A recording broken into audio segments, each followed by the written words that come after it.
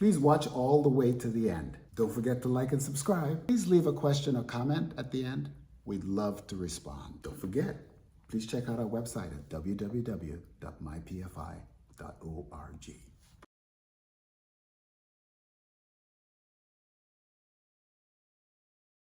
POP, or pelvic organ prolapse, POP, refers to that condition in which the vagina turns inside out on itself and literally falls out of a woman's body.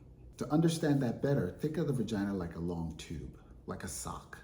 It's pulled up on the inside and it's held in place by ligaments that hold it up.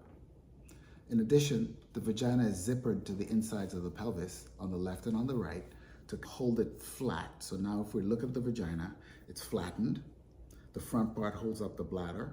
The back part keeps the rectum in place. And the uterus, when it's present, is plugged into the top of the vagina like a cork in a bottle.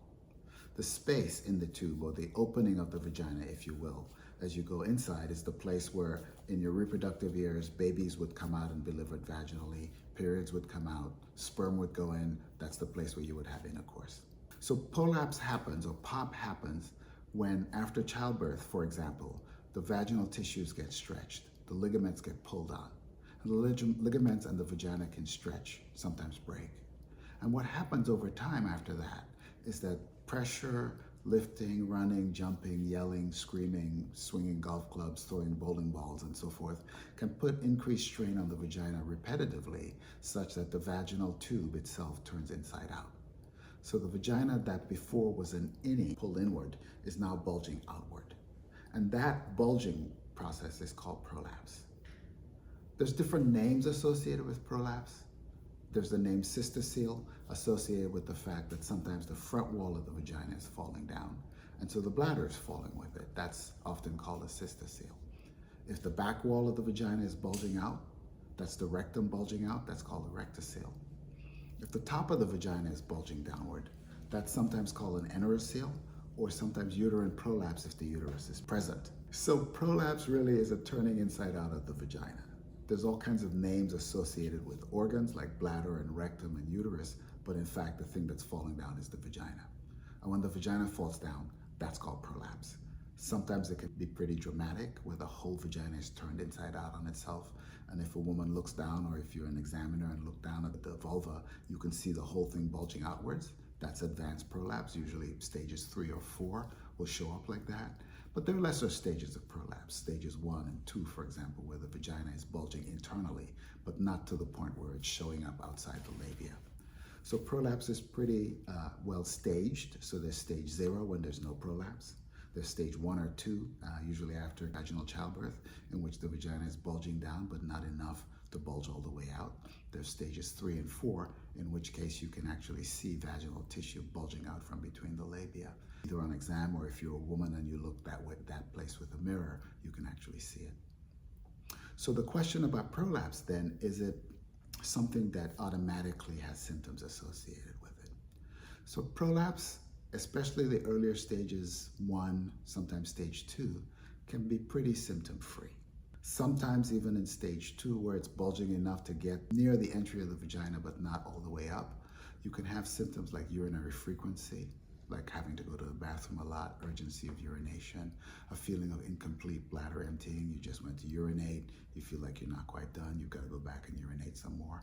Sometimes difficulty emptying the bowels can sometimes happen, and some women report sometimes having to put their fingers on the pen or even inside the vagina to help press down and stop the leak, the problem with constipation, to help them defecate, if you will, or have bowel movements. And sometimes you can even get a kind of urinary leakage called urge incontinence that is associated with the fact that the bladder is trying to empty, but you're not ready for it to empty, and the urine sometimes leaks out without warning. So those are the basic symptoms of basic low stage and even medium or high stage prolapse. As the prolapse get higher staged, the bulging outward of the vaginal tissue sometimes can make it so that your bladder can't empty at all.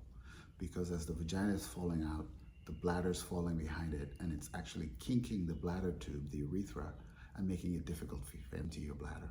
In that case, if the retention of urine is really severe, it can sometimes be harmful to the kidneys. So it's going to be really important to know if the prolapse is causing a bladder retention or bladder emptying problem, and you need a qualified specialist to help you determine that. It's one of the rare cases where prolapse can be life-threatening if the retention is so severe that the bladder can't empty, it can harm the kidneys. Another way that prolapse that's severe can sometimes very rarely be life-threatening is if the tissues are bulging out to the point where they're rubbing on your underwear or your clothes and it's causing excoriation or rashes or sores on the vaginal tissues that can sometimes get infected and present very rarely a risk of having a severe infection, especially if you're incapacitated otherwise or have immune system issues and so forth. So prolapse itself is symptomatic in that it can affect bladder, bowel function. It can give you a feeling of pressure in the pelvis. It can give you low back pain. Worse, at the end of the day, many women will report that.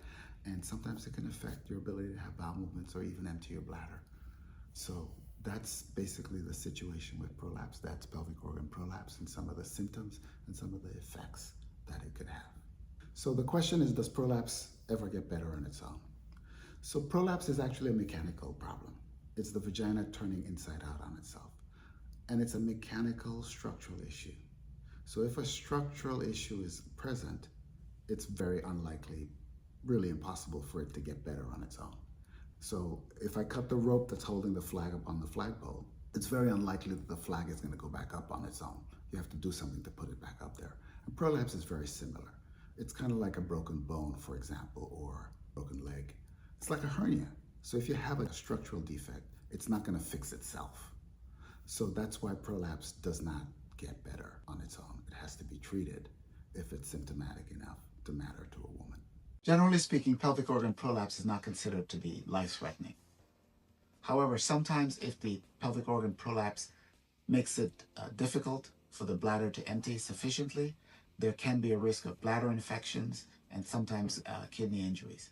In those cases, the pelvic organ prolapse needs to be treated. In other cases, the pelvic organ prolapse can sometimes create a situation where the vaginal tissues could become scarred and excoriated and sometimes develop ulcers, which would require also treatment of the pelvic organ prolapse. But usually pelvic organ prolapse is not a life-threatening condition. Don't forget to like and subscribe. Please leave a comment or question. We'd love to respond.